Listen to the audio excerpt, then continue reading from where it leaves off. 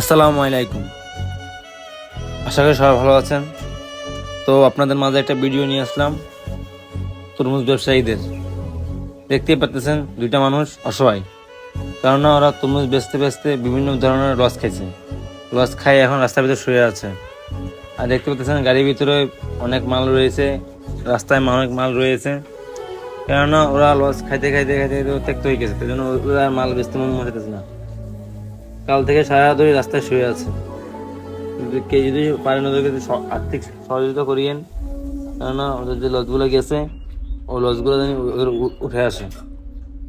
কি করুন ভাই, ওরা অসহায় মানুষ, দিন আনি দিন খায়। যদি এরকম হাজার হাজার টাকা দিয়ে রাস্তাঘাটে লস দেয়, ওরা কি আর বাঁচে থাকতে পারবে? কেন ওদের বউ বাচ্চা আছে, সংসার আছে, মা বাপ আছে, ছেলে মেয়ে আছে। তো আমরা চাই না যে আমাদের একটা সাথে ভাই বাজার অসহায় হয়ে যাক, লস খাক।